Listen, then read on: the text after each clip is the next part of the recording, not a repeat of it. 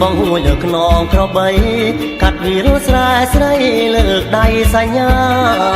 ល្ងាចអូនច្រូតកាត់ហើយតោងយាត្រាធ្វើកំពុងទឹកដែលតែងជួបគ្នាក្នុងអមលាក់នំឆ្ងាញ់អងចាមានបារីលូស្លាបញ៉ាបងផងព្រោះយើងងូតទឹកលេខដៃរៀលរកគ្នាហើយសាសងថាទៅលេងរំវងយប់នេះខែភ្លឺកណ្ដាលស្រែពើសូមពុកម៉ែទៅកុំនៅបងអងបងឡើងយកទឹកខ្នោតមួយបំពង់ញ៉ាអូនញ៉ាំក្នុងពេលលេងរំវងបងកាក្រៃហត់ញ័រចុងគង់ស្រីស្រងមានទ្រង់លើកញ្ញាពុកយើងរំយើងច្រៀងមកពេលចូលឆ្នាំថ្មី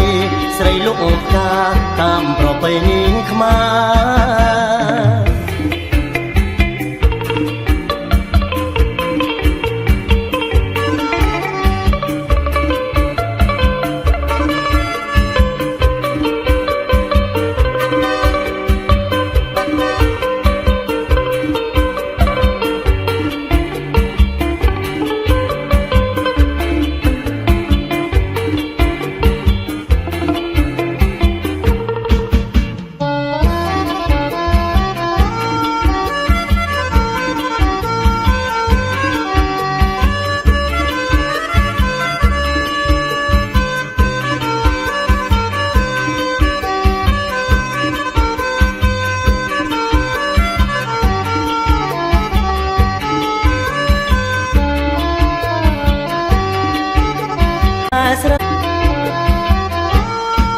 ថ្ងៃមិញបងហួចលើខ្នងក្របី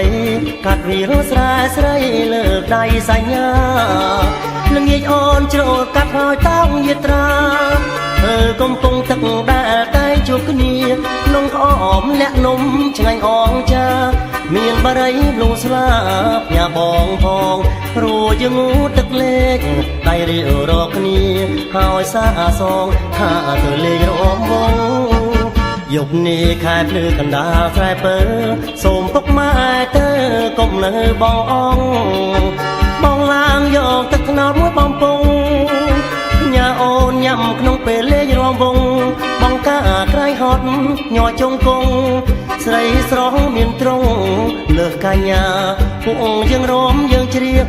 ពេលចូលឆ្នាំថ្មីស្រីលុកផ្កាតាមប្រពៃណីខ្មែរ